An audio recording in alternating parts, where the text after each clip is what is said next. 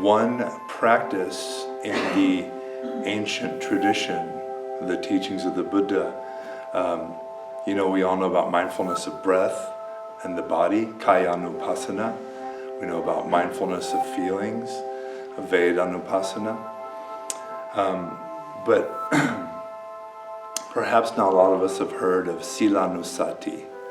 This is the active, purposeful recollection of good qualities, of virtue.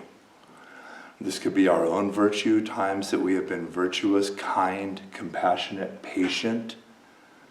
In my case, not a lot of patient times, but I'm working on it.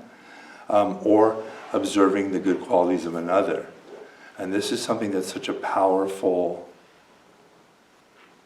one of the most wonderful parts of entering into either the greater tradition of just mental cultivation, or even more specifically entering into a tradition, this dharma, this Buddhist tradition, is that we get to remember these wonderful beings who had cultivated these incredible, immeasurable qualities like lovingkindness, compassion, joy at the joy of others, equanimity, patience, generosity, etc. These beautiful qualities. And the Reverend Dr. Martin Luther King Jr. is someone in our shared cultural American history and really world history who possessed many of these qualities to an astounding degree. There are many cases in the Buddha Dharma, in the ancient histories of the teachings of the Buddha, where a student would be harassed. You got to remember, the Buddha Dharma, the teachings of the Buddha, was a upstart, fledgling, rebel tradition. Just this one guy and his 5 buddies, and then spread like this over time. But it's certainly got a lot of pressure from already established traditions, and so there are many times where these students of the Buddha would get harassed, would get pushed around. And on one of these occasions, the student of the Buddha was talking about the mistreatment he was receiving. And the Buddha told him a really radical thing, which even now kind of is only now in my old age I'm starting to really internalize. He says, it would be better if you were fallen upon by bandits, by highwaymen, by robbers, by murderers. It would be better if, when they were sawing your limbs apart, cutting your head off, you should remember, if you hate them in your heart, you have fallen from the teachings. You have fallen from the path. And I remember hearing this, and I've been in a couple fights in my life. I know what it's like. And I was like, what do you mean? You have to defend yourself. And that's true. And that's not what the old man is saying. He's not saying, walk a dangerous road and get yourself into trouble, or let someone take advantage of you or hurt you or murder you. He's saying, if you hate them in your heart, you have fallen from the way. So can you live in this world? Can we live in this world with all of its provocations and all of our rich and messy and sometimes dangerous problems and issues and situations to navigate without hating the person on the other side of the problem or the provocation? And that's hard.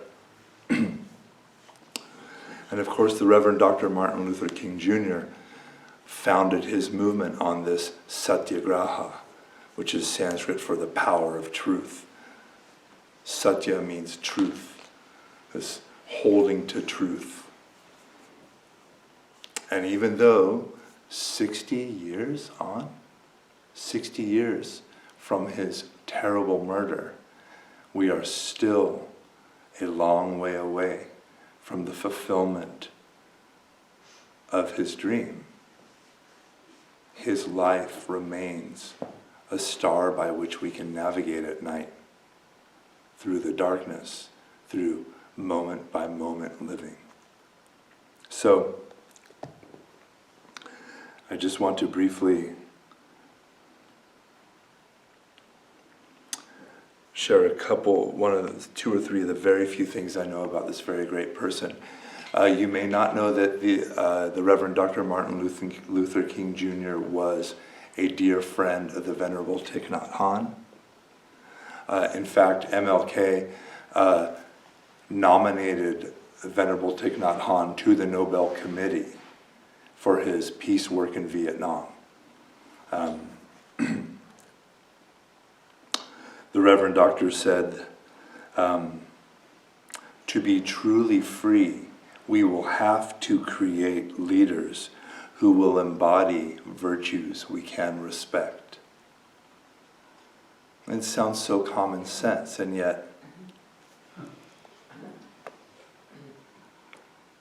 I'll let you figure out if we're doing that. And then finally, I remember growing up, and of course, we get a very sanitized version of the Reverend Doctor, who was a anti-poverty activist, who fought as hard as he could for a vision of religion that brought people together instead of pushed them apart, for a vision of a world that was just and fair, which, let's face it, not everyone really cares for. And when I was young, one of the few things I heard from the Reverend Doctor's own mouth was this quote, which is, we probably hear it all the time. Quote, "Darkness cannot drive out darkness. Only light can do that. Hate cannot drive out hate. Only love can do that." This is one of those times where either through hearing it from someone, hearing it from somewhere, or just being able to clearly see the truth in front of your face. This is almost word for word one of the teachings from the Dhammapada. The Dhammapada is this beautiful, like a treasure mine, like a gold mine of teachings of the Buddha that were collected and put into verse in Sanskrit. And the verse goes a little something like this. Nahi verena verani samanti tarakuchanam avarena cha samanti esa dhammo sanantanaha. Translation: in this world, hatred has never yet dispelled hatred. Only non-hatred dispels hatred. This is a law, ancient and inexhaustible.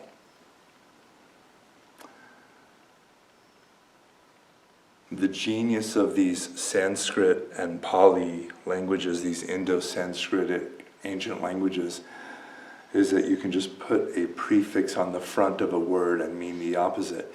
Think about all the things that are the opposite of hatred, that are non-hatred. Friendship, compassion, tenderness, patience, generosity, care. This opens up this whole world of noticing when we are in opposition to someone, noticing when we're in opposition to something in ourselves, when we're responding with hatred, with aversion. When a human being, even if that human being is someone that you wish was as far away from the American presidency as you could possibly be, for myself, catching myself and noticing, oh, I've turned a human being who, for all their faults and all their dangerous qualities, still desires to be happy, tastes joy in suffering, is heir to their thoughts, words, and deeds, and is born to live and die, just like me. I've turned another human being into a caricature, into just a slash of charcoal marks on a white sheet of paper. and I'm channeling all of my hatred and enmity towards them. In the end, like plucking a coal out of a fire to throw at someone, I'm the one who's burned. So I hope over the next 4 years, 10 years, 20 years, the rest of our lives, we can remember these teachings, these calls to love, these reminders to tenderness, even as we navigate the dangerous, messy, sticky, strange, wonderful realities of this world that we all share together.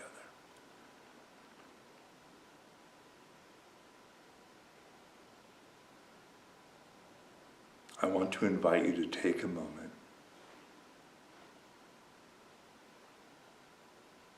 and from your heart of hearts, I want to invite you to extend loving kindness and compassion to all beings.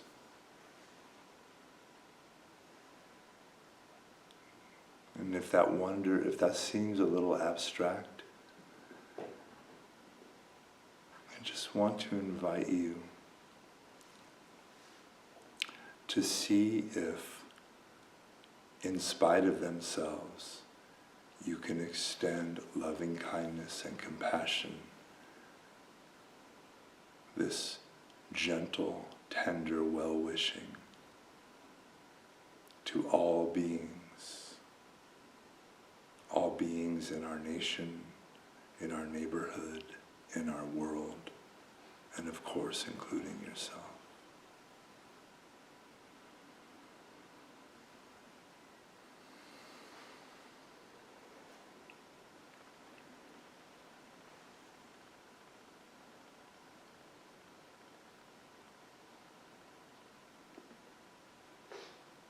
May our kindness and compassion ride the waves of this bell out into this world.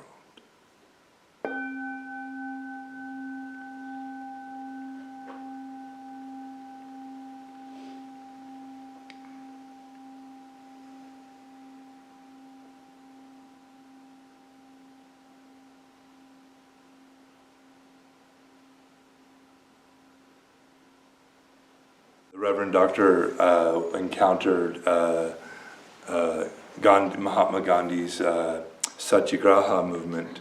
So the term, the non-violence peace movement that Gandhi instituted and the Reverend Doctor adapted to America is Satyagraha, S-A-T-Y-A, which is Sanskrit for truth, and Graha, G-R-A-H-A, which has a bunch of different translations, but you could just think of it as like truth power.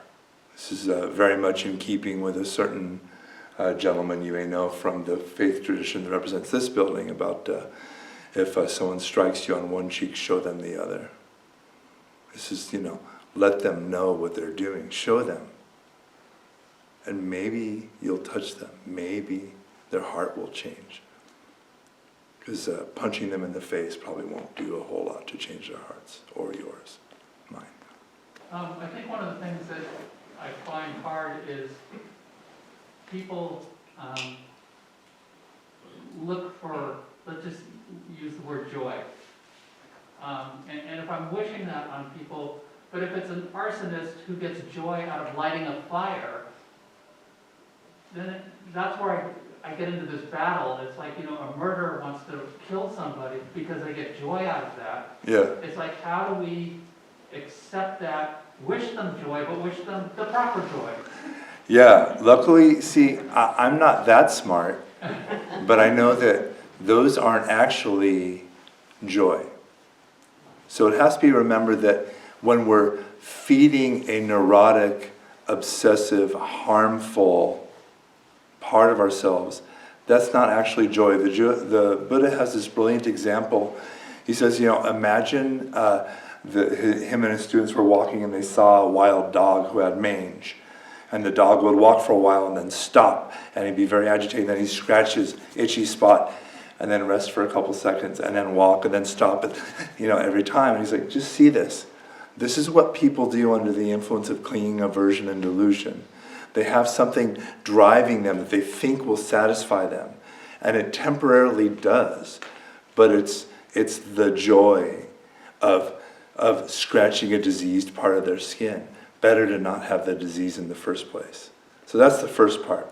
The second part is, you are not obligated to be the supreme, all-knowing, all-powerful creator when you're cultivating loving kindness.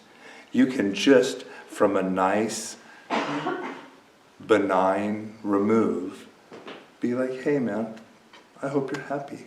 Be happy. So you don't have to wish someone finds a huge quantity of heroin if they're an addict. You could just be like, hey, whatever it is, may you be happy. Does that help at all? Sure. Okay. I'm thinking here, when someone is taking joy in harm, I think the word I'm looking for is taking pleasure and in the harm, and it's not the real joy. The joy I think we're looking at is part of the emotions that come from the chakras, from each. Is that making sense to you? Hey man, go off. I know it's going to make The sense. floor is to you, yours. But it's not a true joy that comes from within or living a virtuous life. It's. I think the word we're probably looking for is someone who's finding pleasure in setting the fire and doing it. It's a temporary pleasure. Yeah. And when that temporary pleasure is over, then they have to seek and do it again because it's habitual. See, luckily for me, people like Art Potter here, and he just reminded me that where I could have gone with that is there's always two kinds of joy in this world. There's the joy of temporary causes and conditions that align just so to give you some pleasure or some whatever. And that kind of joy, that kind of pleasure is fragile and fleeting. Why? Because everything is constantly changing. Even you are constantly changing. So there's the kind of joy that is caused by a temporary arrangement of our lives, whatever that means, whether I found a nice building to burn, or whether, I don't know, my youngest studied enough to get a good grade on his algebra final tomorrow. We'll see how that goes. But that kind of joy is really fragile and depends on a whole series of temporary material causes and conditions, all stacked end to end on top of each other. And then there's the kind of joy that you are, that is uncreated, that is unborn, undying. That kind of joy is not dependent on causes and conditions. It's always right there, just like that. So, thank you, both of you. Great stuff. Hi, I'm Robert Lurie with Long Beach Meditation. Your gracious generosity makes this programming possible. If you found this video to be of value, please consider making a donation here. And if you'd like to watch more videos like this one, click here. And if you want to stay up to date with Long Beach Meditation, click here to subscribe. Thank you.